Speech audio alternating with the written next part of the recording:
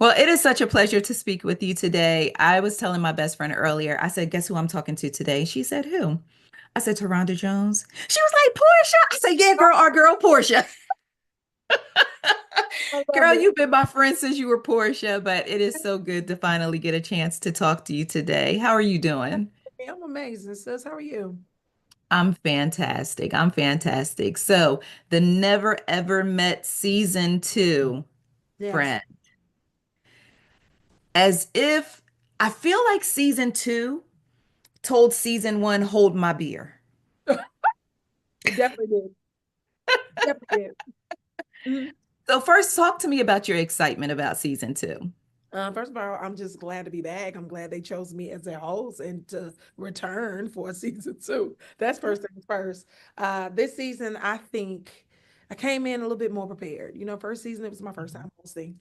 So I didn't really know what to expect. And after the viewers, gave all their input and they loved the show this season, I don't know, I'm just super grateful. I think I kind of smooth sailed this one. You did. And it's funny that you mentioned like the first season. I guess it is new territory, but you came in like a pro. And one of the things that I really admired about you was your ability not to show any type of judgment on your face when these couples were going through all of these different things. Because I had to check myself, Taronda, because my first thought was, how do you date someone for 3 to 4 years in the year of our Lord, 2025? With all of this technology, we got a mega bus. We got planes, trains, automobiles. I don't know about getting on a plane right now, but we got planes, trains, automobiles, like just hell. Now, so I do respect you in that fact that you were just so kind and so non-judgmental. Did you draw from your own experiences or have you had an experience? Like, let me Here's the get into thing. your I was business. I was judging in my head. Okay, because it didn't show on your face. I was judging in my head a little bit. But Okay. also to each his own.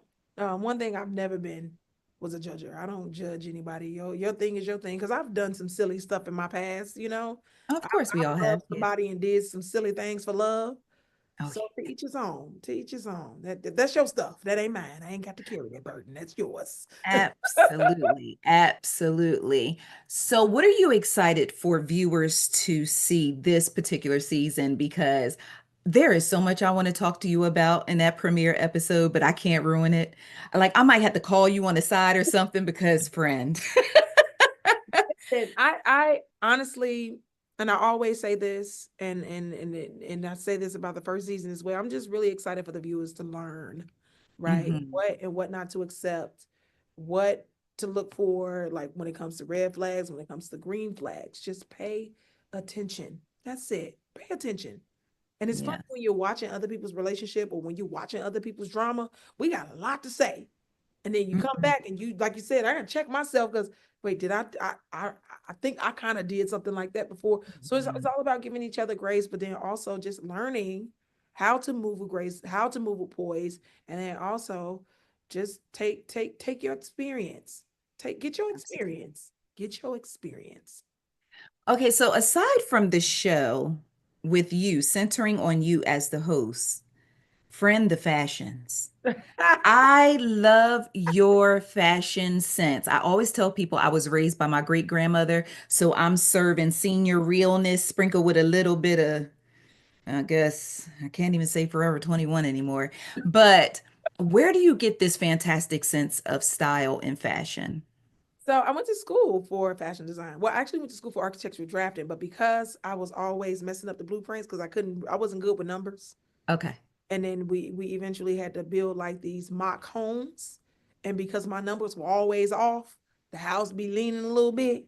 My major teacher at that time was like, "Yo, I see so much potential in you, but this ain't gonna work, and I don't want to fail you. You want to try something else?" And that's when I started taking up fashion. And I fell in love with it. This was in high school, fell in love with it. And then just growing up, because like a lot of people don't know, in the middle of the night after a long day, when I have a long, long day, instead of going home to curl up in my bed and just lay there and do nothing, I go in my closet. I swear to God, no lie. I go in my closet and I play.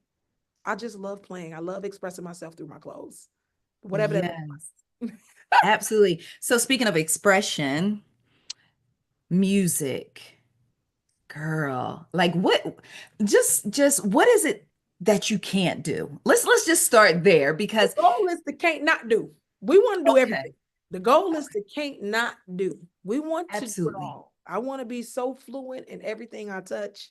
Can't nobody tell me Mhm. nothing. I want to be like Superman of entertainment. I want to do it all. And you are that is exactly where you are headed. Are we expecting any new music? Yes, I am currently working on an album. It's called Dearly Beloved. It's a love letter to my deceased mom. And Mm, I'm turning that into a short film. So you guys get to dive in my healing journey, and it's gonna be an incorporation of therapy. yeah. You guys get to see how I healed myself through music. It's amazing. Toronto, you're just such a beautiful person. Listen, all right, so The Never Ever Mets season 2 premieres this Friday. What do you plan to do for the premiere? Do you have anything special planned? Do you have a watch party with your friends, family? So I'm in LA. I did one last year with the family and my close friends. This Okay. time I'm here in LA. So I think because I'm all over the place, I just want to lay in my bed and watch the show by myself. Let everybody want to talk. They want to. I'll just shut up. Yeah, yeah, yeah, yeah. Let me lock in. I'm seeing it for the first time, just like y'all. Be quiet. So this premiere day, I'm be by myself in my bed, curled up with my blanket, eating my hot crunchy curls. Okay. Yes.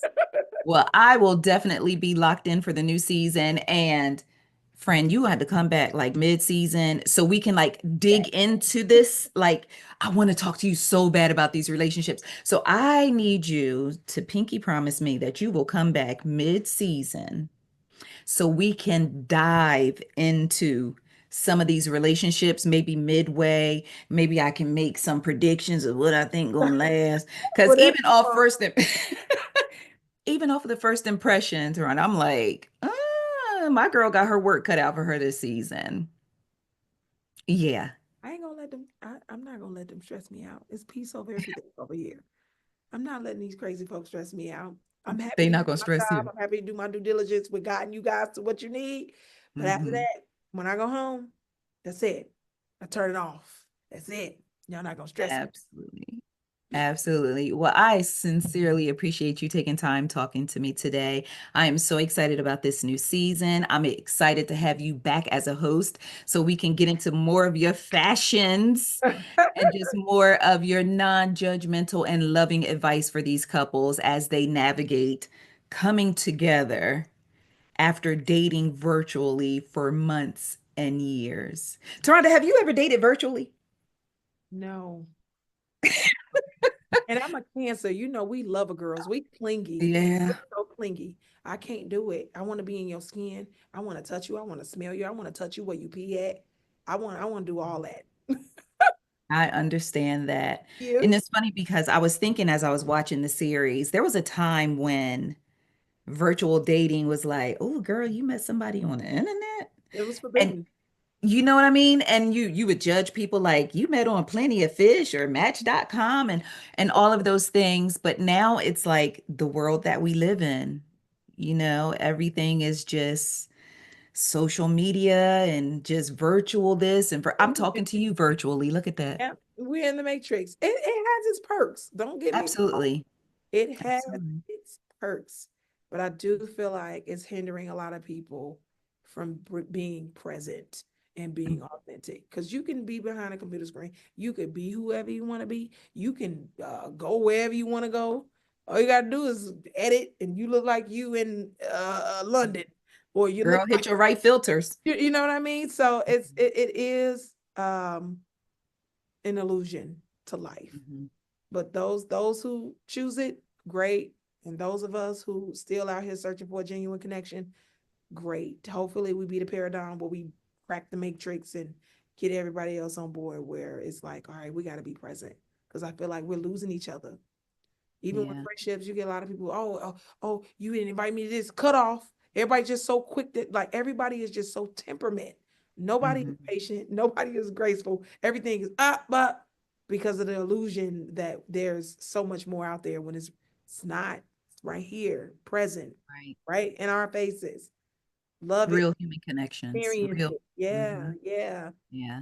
And the one last thought I want to make, because I have a tendency to be like, all right, girl, I'm getting ready to go. Oh, but one more thing. The last point that I wanted to make was that I love how OWN as a network is now kind of centering itself on promoting Black love. I was just thinking about that. I was like, we got Ready to Love, and then we have the Never Ever Mets, and then we have Somebody's Son coming, and it's just the focus is on just, I guess, nurturing Black love in the different stages of the relationships. And I just really love that. How do you feel about that? No, and anybody who knows me, I'm all for Black everything over here. Yeah, It's like everything, but I do love that they're putting, us colored folks in the forefront and telling our stories, because who better than telling our stories than us? right. Better than giving a depiction of our stories than us. So I'm super grateful for OWN. I'm super grateful that they even given us a platform to be able to display not only vulnerability, but just expressing ourselves in a way where it exudes in love. Absolutely. Well, I'm super grateful for the opportunity to talk to you, and I'm going to leave for real this time. It's okay. I promise it's okay. You're fine. You're fine. That's when I'll be like, oh, girl, and one more thing.